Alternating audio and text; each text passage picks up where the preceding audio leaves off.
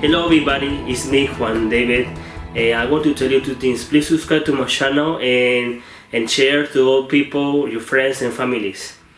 And I want to tell you that we are here after a little month after the Tribeca, because I am sick and I have flu, and right now we still sick. That's why we record this video after a little month.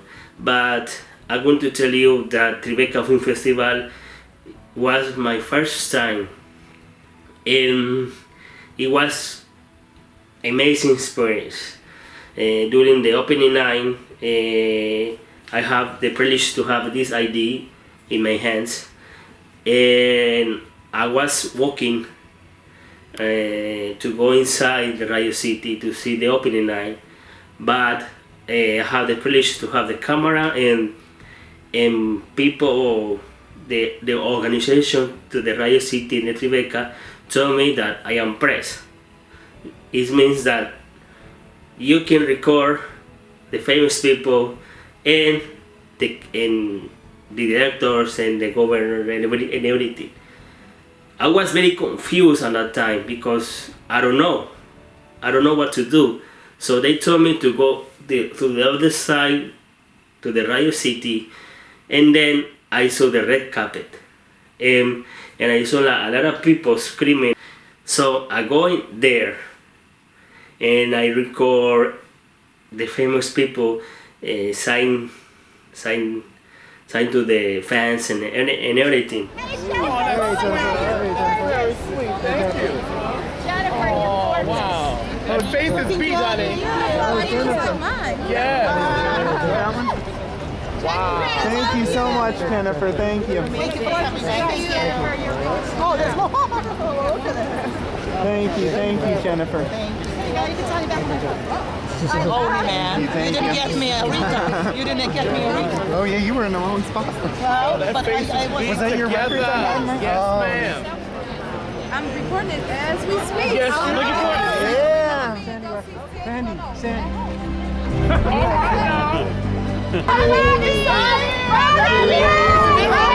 Say hi to the camera, please.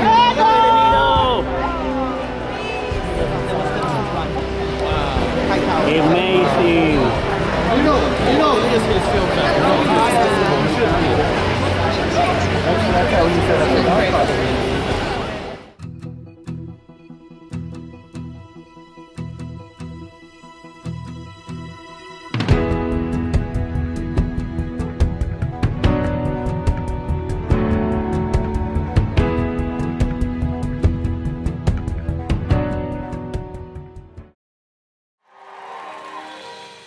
Anytime, we want to reminisce on Clive and his legacy. We all know Whitney Houston is a part of that, right? And without her, there would be no Jennifer Hudson and so many other singers out here today. And so I want to take this time to remember her in the sweetest way, in a positive way. And I want y'all to help me out with that. Can you do that? I just want to have a little fun with you. So I want my Hudsonettes to help me sing this. Can y'all help me? She said, whatever you want, whatever you need, anything you want for little baby, I'm gonna do it. Cause I'm everyone. It's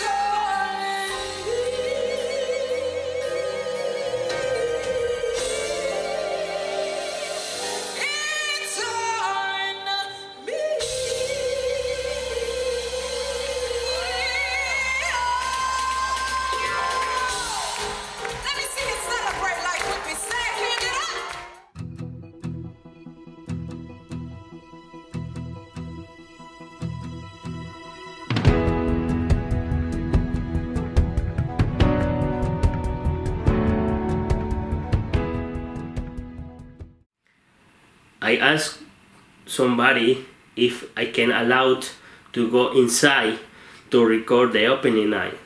I tell somebody to go inside, and I got surprised because he put me like he said go there.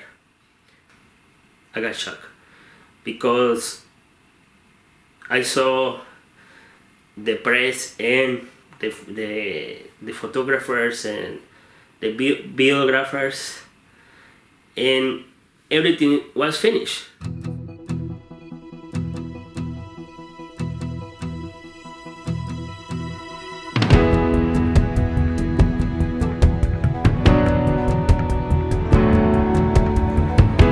After the opening night, I went to this hotel.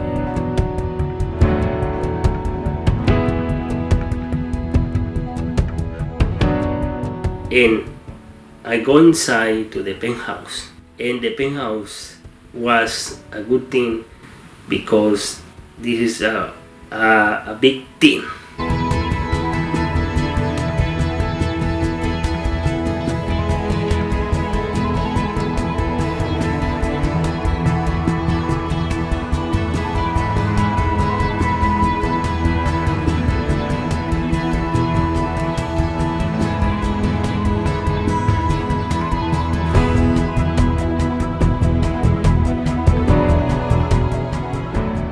A lot of people coming. I was thinking that I need to see a famous actor and everything. But the good thing is that in first time, ladies and gentlemen, I see this girl. And you know, this girl is very famous. She made the movie Harry Potter, Bonnie Wright. And this is a picture for her. I was asking her how she started in the film industry and everything. She was nice, and I liked the party. I drank 2 beers and everything. Everything was amazing. A lot of people, a lot of filmmakers. Like I live here, but I'm from Colombia, and the people from here are very nice. People told me everything that the people from here are not nice. They are separate with different ideas and different things. But I don't think so. The people from United States, they are very nice people, and they talking to you, and they have a lot of people, and they have a lot of groups, different groups. And if you want to talk him, go ahead and talk with him because they are very nice. And if you like the same thing, you are going to talk a lot of things, right? The second day was Tuesday, Friday, right? The second day was amazing because I went to see the interview with Scarlet and Joe Favreau. I went inside, close, to see these 2 amazing director and actors. Like Scarlett Johansson was asking questions about his career, and this is a little piece for the interview. Circle with the 2 eyes, no mouth. Sorry. You say that as you get older, you get less patient with the occupation of acting. Can you elaborate on that? Did I say that? I noted it. I don't know when I said it, but I think you start to. Well, I don't think that there's different skills, is I guess what I was probably getting at, which is like there are actors, there are writers, there are directors, but really they're all filmmakers. And so all of those paths lead to calling the shots on a story. So I think wherever you're coming from, it naturally leads to being a filmmaker. And if you don't, then people who are doing it have less experience than you at some point. And sometimes that's wonderful. There are great directors who haven't been around that long, a lot of them. But there's also people where there are also sets where I probably know better than the director where the pitfalls might be. And when you're working with somebody wonderful, it's fun to let go. and not to be, and it's really fun to lay. I worked on Wolf of Wall Street, right? And I was there, and Spike Jonze was in it, and Rob Reiner was in it, like a lot of directors. And not one of them that I talked to had any urge to say, why don't you do it this way? It was so fun just to be on somebody else's set with somebody else worrying about it. But as you get to a place with acting where you don't necessarily feel excited about a role you're playing, let's take the director out of the equation. But if you see something that you don't like about this way the set is run or the story, as you get older, you don't, you want the experience to be good too. And when I direct, I really try to make the experience good for everybody too. I try to make it's always hard because you're dealing with the clock and you're dealing with a budget, but I like to make it a good time. Not that it's fun necessarily, but that you feel like your time's being respected and your work's being respected. And so I think that for me the progression was, especially being an actor, is really the closest thing you'll get to apprenticeship for directing, because you're actually on a set watching a director do what they do. When you go to school to be a director, you learn about it, but you don't have the luxury of actually shadowing and watching somebody else who's doing what they do well. And so by being on sets, I was able to see whose style I liked, whose style I didn't like as much. And so, and then you just imitate and emulate the people that you think are doing a good job. And then you develop your own style. It's like being a musician. You listen to Charlie Parker, you imitate his licks, and then you start to be able to improvise yourself, and then you come up with your own style. But imitation is always the first step of mastery, I think. And so for me to imitate whenever I was in trouble, just to think about directors I'd worked with and seen, and if I didn't know what to do, I just tried to channel them. And then you get your own way of doing things, and hopefully the movies turn out okay. Because if they don't, then all of it doesn't mean much. In the third and fourth day, I went to the interview with Dustin Hoffman and Noah Baumbach. Sorry, my English with the names is not perfect because I am Spanish. Dustin Hoffman was very funny. The interview was amazing, and Dustin Hoffman was asking questions about his career and how he started with making films. He made a lot of movies, for example, Mr. Jeusley and the screenplay from Madagascar 3. So this is a little piece for the interview.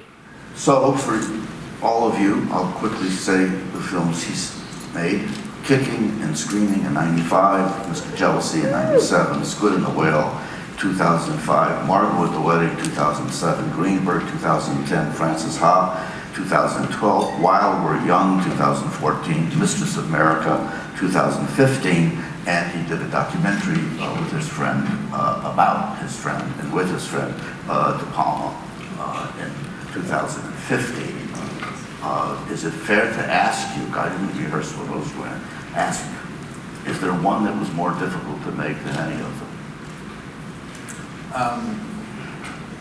In a way, the second one was probably the most difficult. It's the one that I usually don't talk about as much, Mr. Jealousy, because I think making the first one, I had, oh, thanks. I thought we did something wrong, and they were just like, no. Let's stop.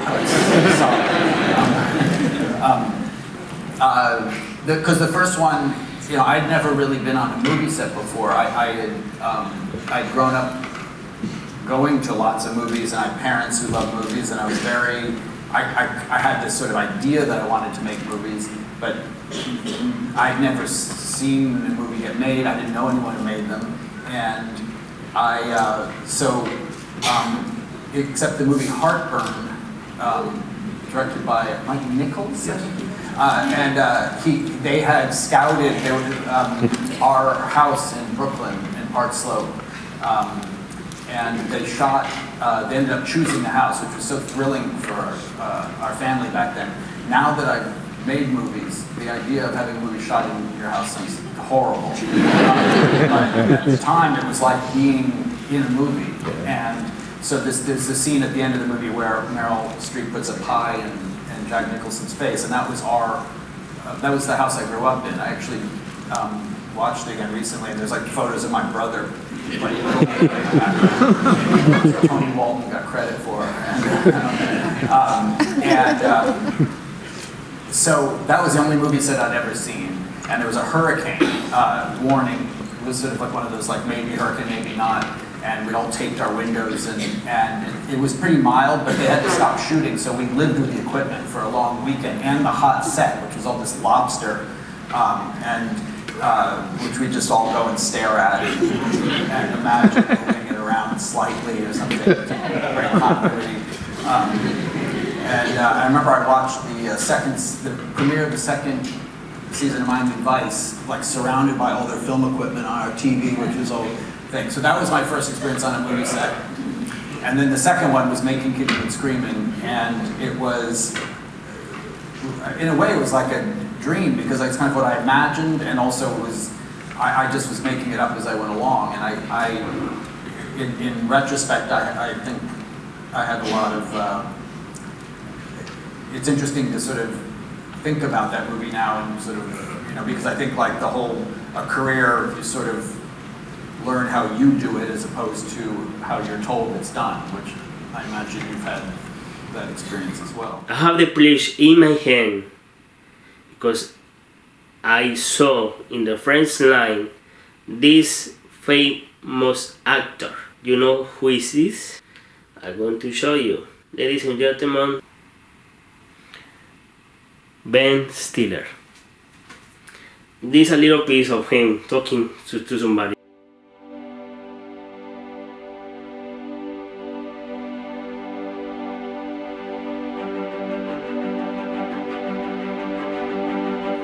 The same night, I saw the movie The Dinner. This movie is for the actor is Richard Gere. The cast for The Dinner.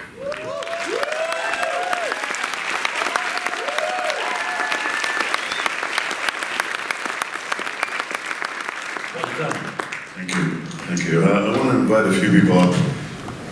I have no idea what their name is. Actors, crew, people, lovely, Richard Gere.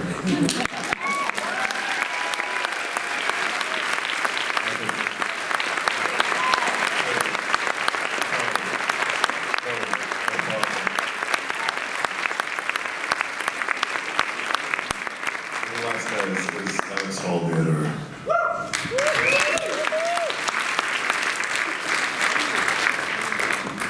And I have apologies from Rebecca, had to go. Laura Linney was sick, rehearsals, and what's his name? Steve Coogan. Couldn't be here because he's shooting a movie. Yeah. Congratulations for it. It's amazing film. I really love it. You have a special relationship with Richard Gere because you wrote I'm Not There, Time of Mine. You produced Norman, which a film I really like a lot. And I saw the other day, which is a great film. I really want to see this one again. And can you tell us a little bit what is your relationship with your Antoine Douanel and Richard Gere? My relationship with I like the way he says my name, Richard Gere. Is it Charles? Je suis Richard Gere. Yes, you are Richard Gere. Everyone says his name, Richard Gere. It's not so bad. That pretty much explains our relationship. Okay. It is physical. No, we met on I'm Not There, which I co-wrote, if I remember correctly. And we hit it off. We talked about politics and life and Israel and Gaza, and we connected then. And we haven't stopped talking about Israel and Gaza and politics and life. You know, what you think we're supposed to take from this movie and from these characters and learn from it. And for Oren, in the scene at the end in the private room, there's sort of like a cell phone going off consistently through that scene. It really builds tension. I would just love to know whose cell phone is that and who's calling or texting her. Thanks, guys. Isn't it annoying? Extremely. Why did you do that? Why did you do that? Sorry. Look, that's the way it's hard for me to remember exactly, but there was some developing and rewriting, and Oren is very collaborative, and he writes a beautiful screenplay, but he also always wants to make it better or rethink it, and then maybe go back the way it was, but it's a process. And I knew he was developing this script, and I just, as a friend, I just said, how's it going? He said, oh, it's going great. When he decided to direct it, he gave it to me, and I said, look, the part feels embryonic to me. And when I first read it, I said, well, talk to me about it. I said, well, I like going with this feeling that this is kind of a Clintonian, slick guy. And we just assume he's shallow and completely superficial. And that I've obviously done something that has to do with another woman, that's why my wife is crying. And I think that's a really great way to start, really deconstruct him from those expectations from that point on. But the film clearly is about responsibility and the depth of responsibility.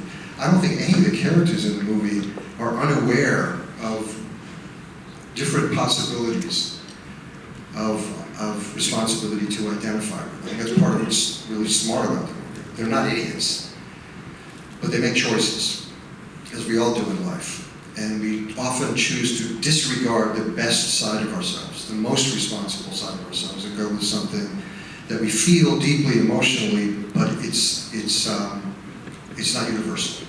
It doesn't really take us anywhere. And that to me is the joy of this. It's four smart people really peeling the onions of themselves and making a decision in the end of how they would function in the situation. And I think at any point, we certainly can understand where each of them is coming from. We may not like it, but we certainly understand the impulse.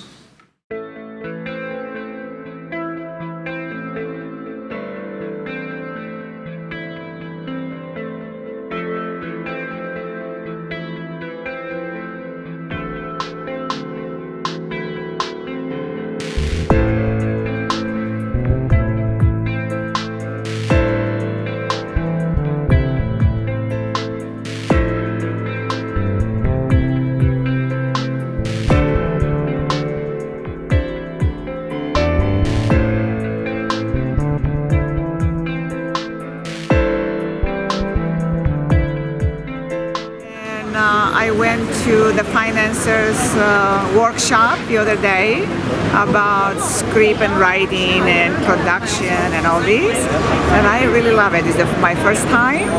We live in Greece and we visit. My partner came and promised for that. I live half here in Greece and half here in the United States. And here I'm going to see Tom Hanks. I was waiting for years to have the opportunity to do, so I'm doing a show.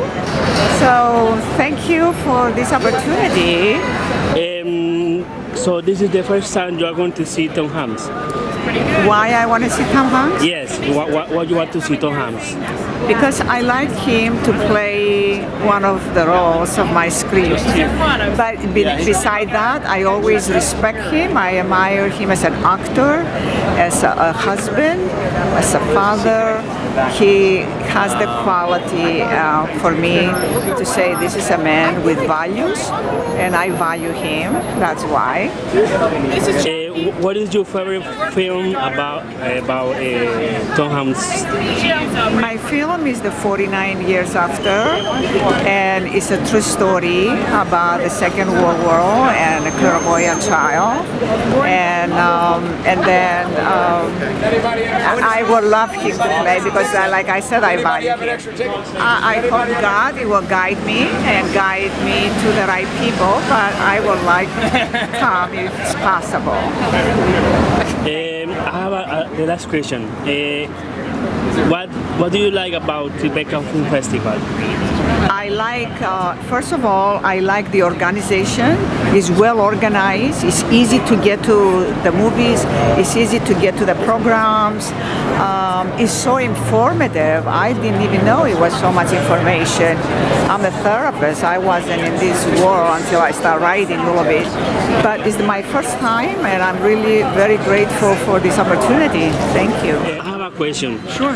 What do you like to see Tom Hanks? I think he's an interesting guy. He seems very nice. I heard he's very good friends with Bruce Springsteen, so I expect it'll be an interesting interview.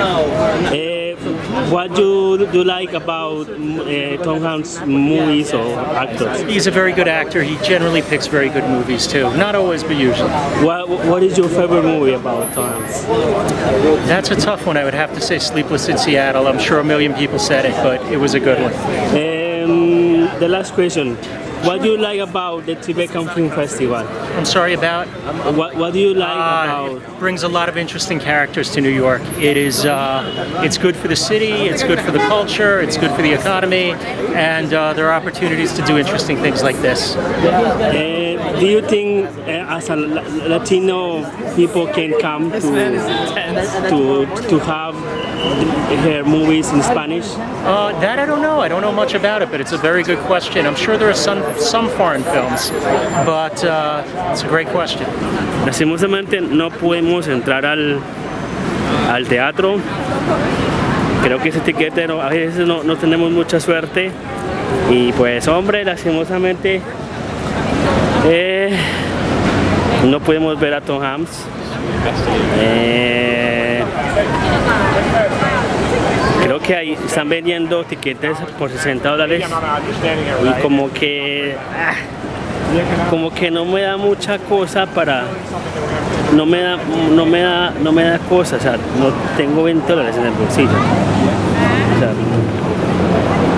aquí no hay un Chase para ir, o sea, tengo que ir al otro lado. No sé, prefiero conseguir las cosas en el teatro. Si dice soldado, está soldado.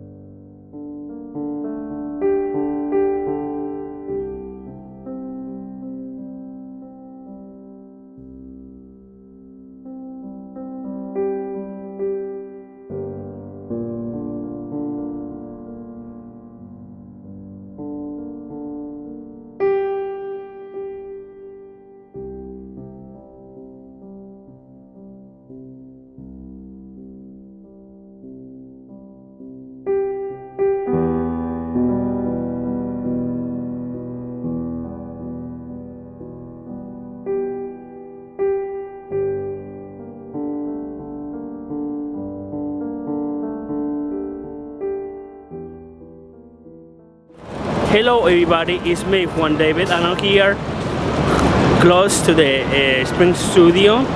We are going to see a concert. This is my first time I am here in the concert, and we are very close to the famous theater, Tribeca Cinema, that was part of the Tribeca Film Festival a long time ago. Today the theater is not anymore, it's for sale, so it's kind of sad to see the famous theater not any longer anymore for service. So we are here in the party time, so let's enjoy. It's kind of light, but we are very close to the 1-1 World Trade Center. That's the tower, the new tower for the other ones that was destroyed, the World Trade Center. Subscribe to my channel and let's get party started.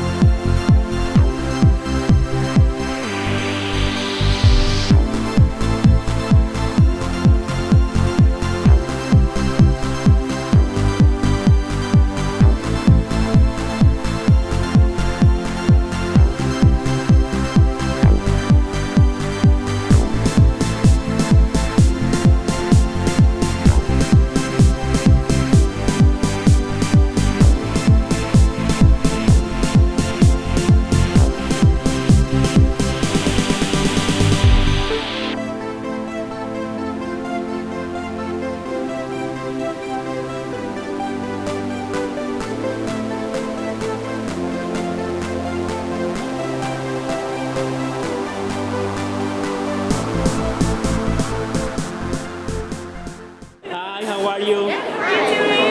How you doing? This is TJ Bot? This is for what? TJ Bot. He's basically Watson in Coming to Life. So you can teach him to do different things. This one gives a high five. So I'll demonstrate. His arms over here. Want to talk to TJ Bot? TJ Bot, can I have a high five? Wow. This one gives high fives. High five. You can also teach him to dance. This is my first time on camera. Yeah. You can teach him to dance. You can like program him to know the weather. You can program him to be able to like tell people what's going on in the room. So he could be like, I'm sensing a social setting. So yeah, he's a very smart little robot. You can make him yourself. Anyone can make him. It's like do-it-yourself creation. And we have some more exhibits over here if you want to check them out. Oh. Yeah. Let me see. High five. High five. It sounds interesting, the robot, but at the same time it's kind of complicated to see. But we are here in the Spring Studio. It's kind of big and it's very interesting. We are going to get a beer, so let me see what they have. Oh, it's kind of crazy.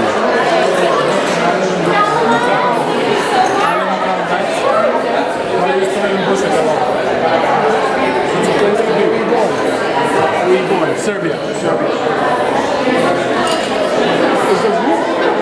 Can we choose by lane? Choose by lane? By line? That's okay. It's right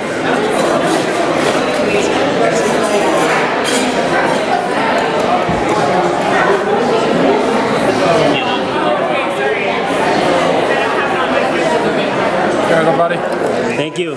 Sure. Y ustedes pueden ver, tenemos la bebida Choice by Lane o algo así que se llama. And this is a beer or something, and it's kind of cool.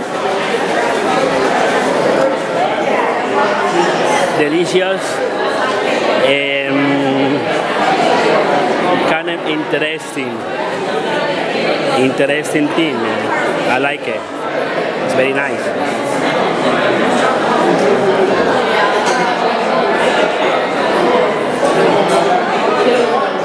So it's kind of cool, man. I like it. Man, this is the day that everything changed, man. You know, Tribeca Film Festival is for me, is the most important thing of my life.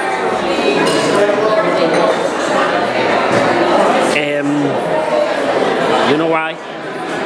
Enjoy your life, man. Because the life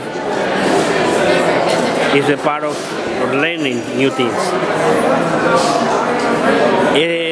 Esta bebida es para celebrar la vida, celebrar triunfos, celebrar experiencias, celebrar momentos y pues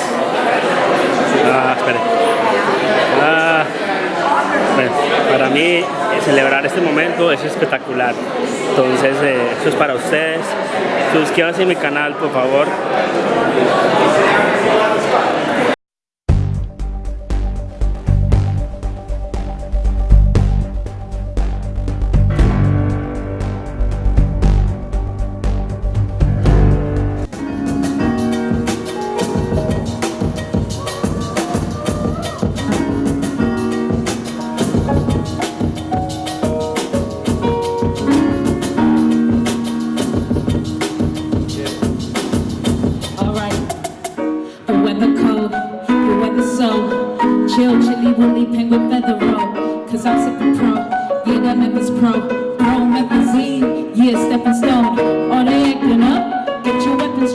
They only killing time, another second gone. I heard you man at home, now you melatonin. What you acting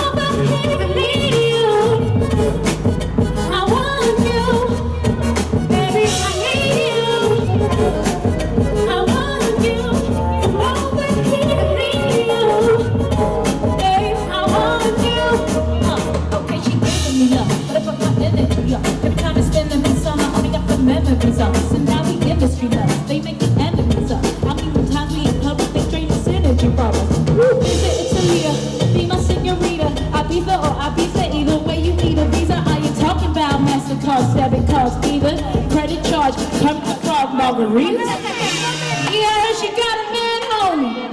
I hear wanna lay their hands on me. But you should see the way she dance on me. Wishing I ain't had no pants on me.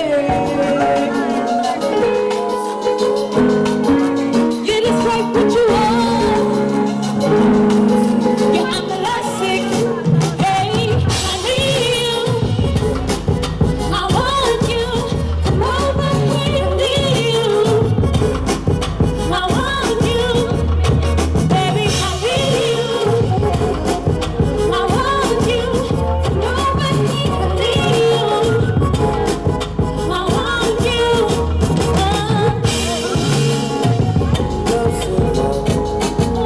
Get it right with you.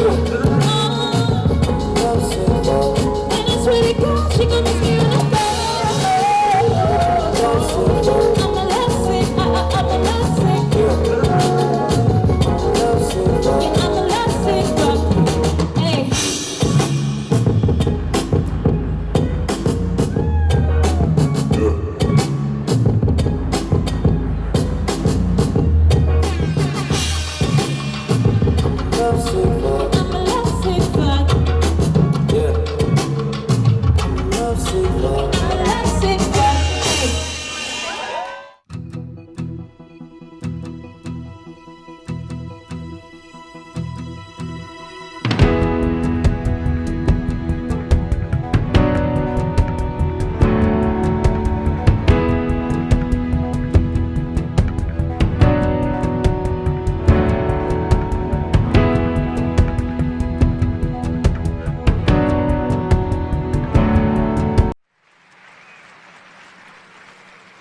Good evening, everyone. It's my honor to complete our 2017 Tribeca Film Festival by introducing you to our moderator for this evening, Taylor Hackford, joined by, gentlemen, please come out, Robert De Niro, Thalia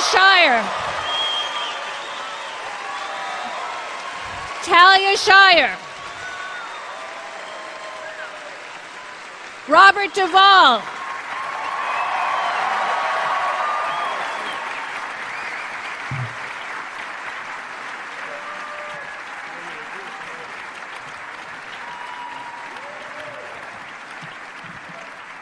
Robert Duvall.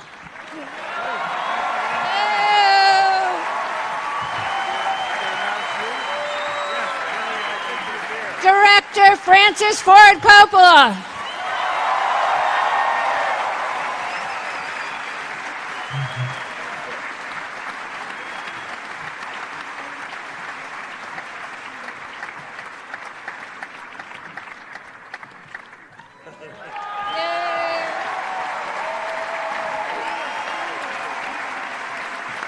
Al Pacino.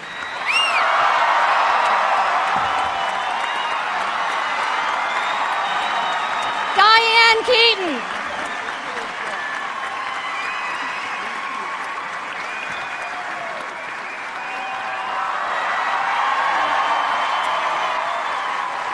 And James Caan.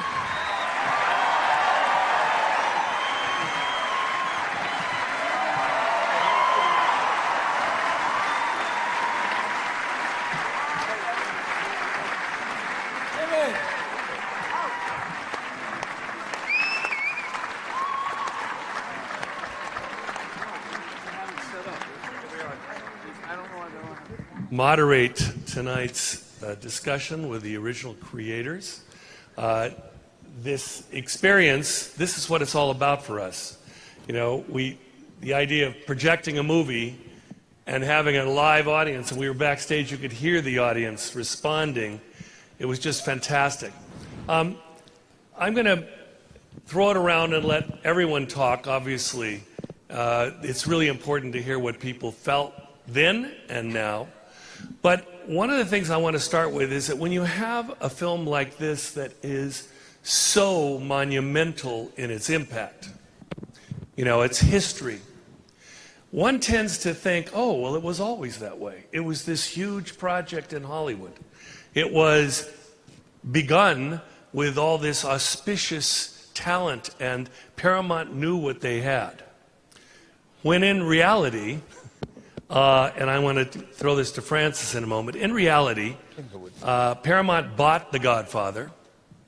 They'd had a horrible experience, a huge loser, called The Brotherhood, starring Kirk Douglas a few years before, and they didn't believe that mafia movies were going to work. So they literally had the idea that this would be a quickie, low-budget movie that they could put out to take advantage of the bestseller nature of The Godfather, but they didn't want to make a commitment. So when they first started to adapt it, they wanted to make it a contemporary film set in the 70s. And they did a script, and that didn't work. And then they finally started to say, well, what can we do to make this cheap and fast? In fact, the way it was described is cheap, dirty, and quick. And this is the thing that's interesting. We're looking at this august group of people, but Francis Coppola was an independent filmmaker who had made The Rain People, which was a low-budget movie. Al Ruddy and Gray Fredrickson had made a film called Little Foss and Big Halsey, which their claim to fame was they came in under budget and under $1 million, and that's why Paramount chose them. And I think that this is important to understand, that sometimes, all the time, Hollywood's looking at, they're usually wrong. In this instance, thank God they were. But I want to throw it to Francis, because he's got a fantastic piece about his notebook. In his notebook, he talked about one day in 1969 where 3 things happened in his life that changed it. Francis? Take mine. Thank you.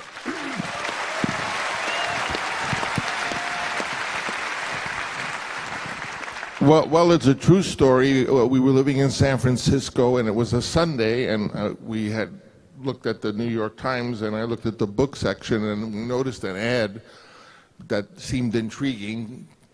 We had this puppeteer string, and it was called The Godfather by Mario Puzo. I had never heard of it or of the author, and I was attracted to it because I thought it was a kind of foreign author, intellectual book about power. And just as I was, thinking, I wonder what that is, there was a knock on the door, and it was Al Ruddy, maybe I had met him, and Gray Fredrickson, and they were in San Francisco doing Little Foss and Big Halsey, which was a San Francisco location picture, and they heard that I had moved to San Francisco and were just dropping by. They weren't associated with The Godfather.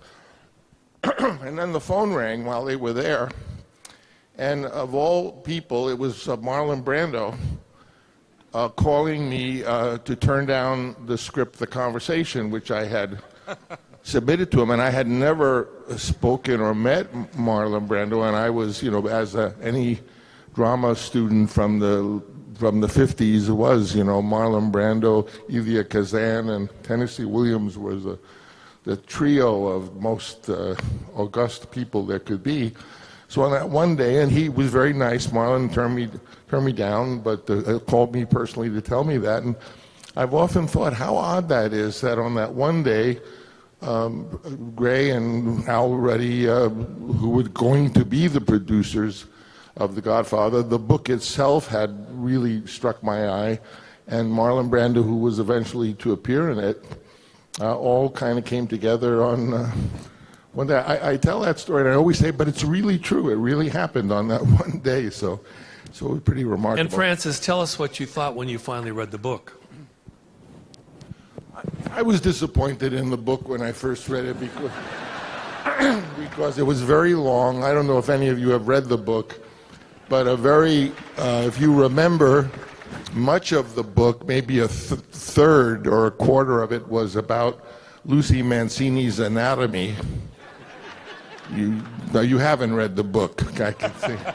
And I thought the book was a little bit of a on the first reading, I thought it was a little bit of a pot boiler. May I say, just since I'm here with all these, many of the folks here I haven't seen recently, but I'd like to just thank those who aren't here anymore. Johnny Casal,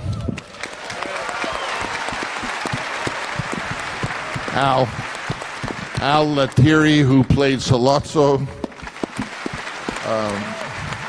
Salvatore Corsiti, who was the man in the beginning, I believe, in America, who got the part in an open call. And, of course, Marlon Brando. And I'm sure there are a couple of others, and certainly in part 2. Pardon? Oh, well, Michael Gazzo. Excuse me, not Michael Gazzo. He's in part 2. I didn't get that. Richard Castellano. And of course, in part 2, there were others. But also, let me very briefly thank some people who were very importantly involved in this movie, starting on the production end. Certainly Al Reddy and Gray Fredrickson, Bob Evans. Bob Evans, a very controversial figure, a man, sort of an extraordinary man, not without talent, I must say. Made my life miserable, but he put a lot into The Godfather, and of course, the great Gordon Willis who photographed it. And Dean Tavaleris, the production designer.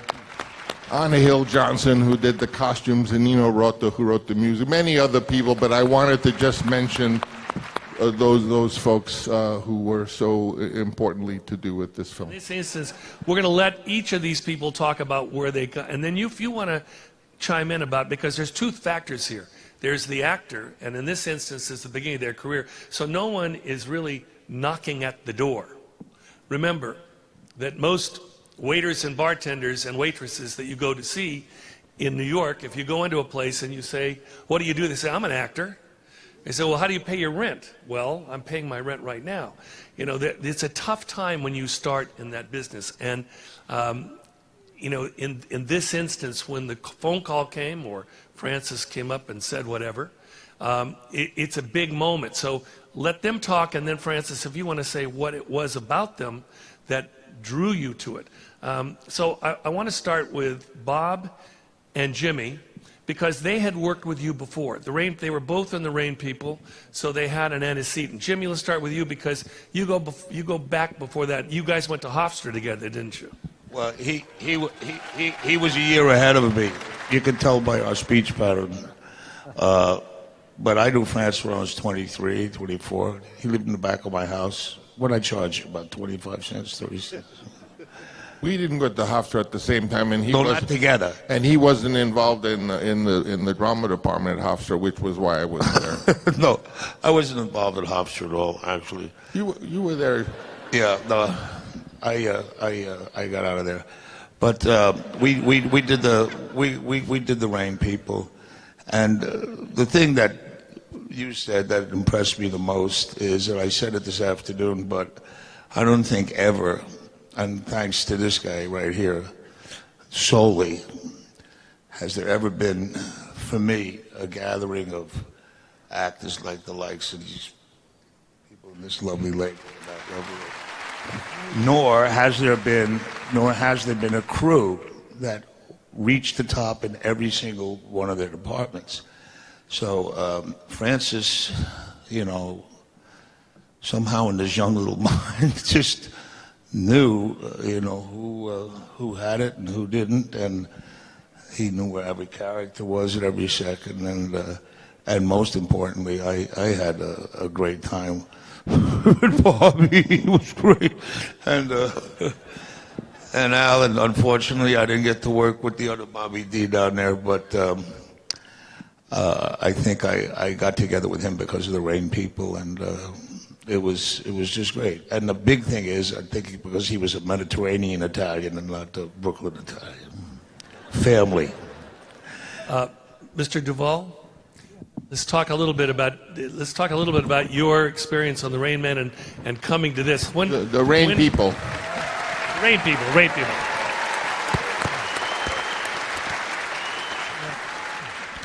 Well, I was in the Rain People, but I was only in the Rain People because somebody else got fired. Remember that you put him out, and I came in. And it was great to be there, you know, and with Jimmy and everybody in the Midwest, and And after that, George Lucas was there, and it was a wonderful experience. And I never got to know Francis that much because he was really very busy, and he didn't say much to me. But it was great being there. And then when we were going to do The Godfather, it was a kind of a makeshift kind of audition we all had up in San Francisco, right? Right. But I want to thank Francis for giving me the part, and thank Bobby for having this tonight. This is wonderful. I don't know what else to say, except that we had a great time working together in The Godfather, and Brando particularly liked Jimmy Caan because Jimmy can be pretty funny. And when Jimmy would tell a joke, it would take Brando like 3 seconds to get it. Then he'd go, then he would get it. But it was a great, good experience. And, here we all are. And many years later. But I want to thank Francis for giving me the part. It was kind of a catalyst to my career, Between him and Horton Foote, there were two people that really helped my career. So, what else? Thank you. Thalia, let's talk about Connie. And let me just one question. Did you, she's phenomenal. It's like, just phenomenal. Your brother is doing this film. Did you know about the part and say, hey, I want that? Or did he come to you and say, hey, I got something for you? Tell the truth. I asked for an audition, and I was in that same place that you were in, that downstairs place. You were there, we were all sitting there. I asked for an audition. It was tough for me, and it was tougher for my brother. Honestly, we talked about this, didn't we, Bob, this morning, that, during that first Godfather, for a few weeks, your job as the director was up for grabs. And the last thing he needed was a sister who couldn't figure out what a mark was. And I think one of my first scenes, I walked into the camera and knocked it down. I did that. It was Marlon Brando. That's okay. But I have to tell you, it wasn't easy, and you didn't need me to be there, but you were very kind, and thank you. At first I didn't see Thalia as Connie because I felt, from my interpretation, that Connie was a kind of homely Italian daughter that only got to marry a good-looking guy like the husband she did because she was, she was a wealthy and powerful girl. To me, I thought Thalia was so beautiful that anyone would want to marry her, much less that she's the daughter. So I thought she was wrong for the part. I thought she should be a girl who was sort of homely. And you can see the logic of that. And I must say that it was Bob Evans who championed her. And at a time, the cast was always up in the air, and there was a lot of controversy, which Al will tell you about. And at one point, I went to England and even regarding Marlon Brando, but I was sent to England to meet Marlon Brando, and I did. He was making a picture there, and he was very gracious. But when I got back, I just called in a phone booth my secretary, and she said, I'm so important. I had a message to call her, and she said, very important, don't quit, let them fire you. And I knew immediately what that meant. It meant that if they, I didn't have any money. I had 2 kids and one on the way, and I was totally broke. And I knew that if they fired me, then they'd have to pay me. But if I quit, they wouldn't. So I thought it was all over. And so I called the studio, and they, thinking, why should I even come in if you're going to fire me? And they said, okay, it was a big shuffle, and if we have time and go into the different changes in the casting, but they said, okay, it's going to be, Al Pacino is going to play Michael,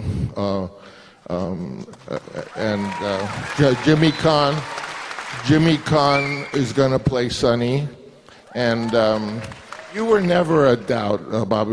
You were always 100% agreed upon after the Ramis in my mind, but also I didn't get any static about you. And Thalia will play Connie, and I had sort of felt as long as I'm going to get fired, probably my sister should at least get the chance. But then, do you see what a Those are very. I mean, it's conflict for you to have me when all of that was. No, once we did it and rehearsed it, then I could see that you were working really well. But that's that's good. I'm gonna Al. I'm saving you for last. Let's go to Diane. Let's not.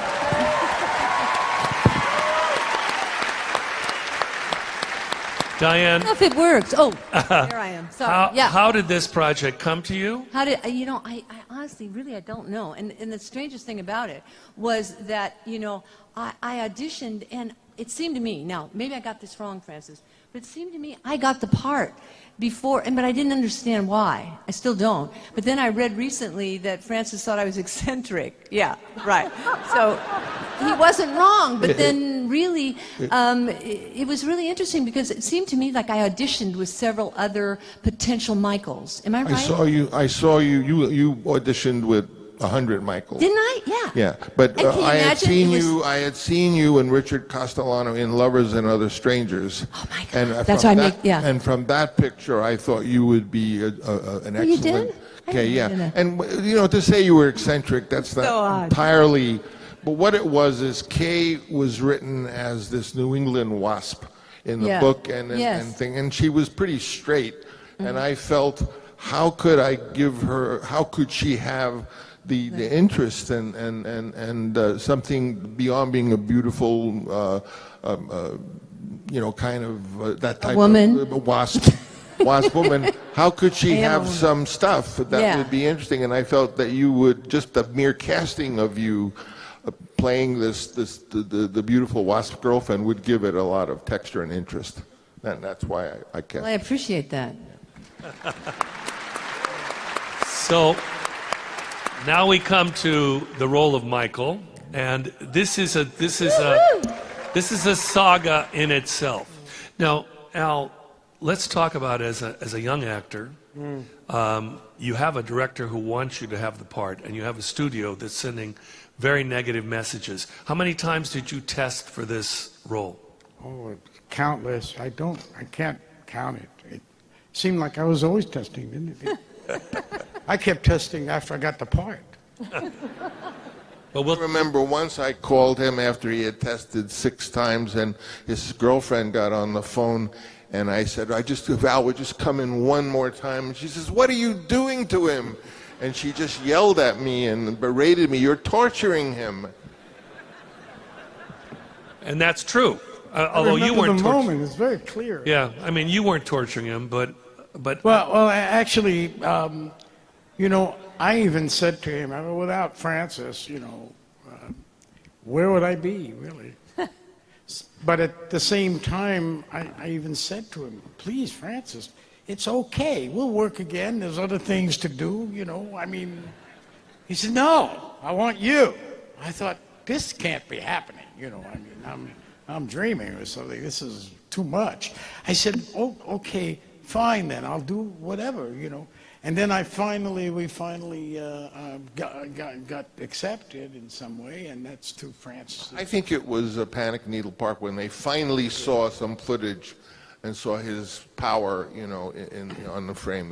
But I think these things go on, and then at a certain point, as an actor, you don't want to do it anymore. I mean, really, it's just a thing with me. I'll say it because it's true. You don't want to be somewhere where you're not wanted. I even said it to him. I'm not interested in that at all. Right? And then you got another part. What? You got the gang who couldn't shoot straight. Well, in the middle of this whole process. Bobby was involved in that. I know. Bobby had done a wonderful reading in the audition. One that you said, "Wow." For Michael? Actually, it was for Sonny. For Sonny. But it was like totally unusual and real and just different. And I was very impressed, and so I for sure wanted him to be in the movie, even if it couldn't be.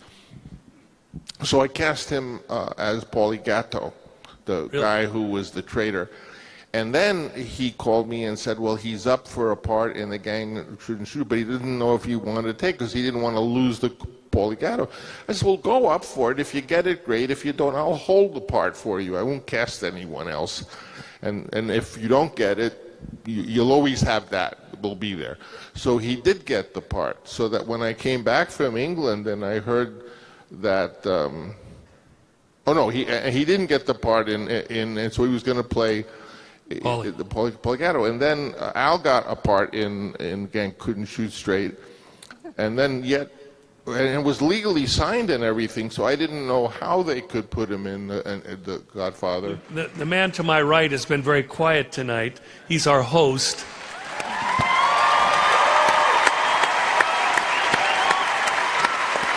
Because we've all been talking about Godfather 1, but I think, Bob, I want to, it's an amazing pressure to come in at a certain point. You're coming into Godfather 2. And Marlon Brando has won the Academy Award for the role that you're playing. How was that process? And here, I'm going to give you this.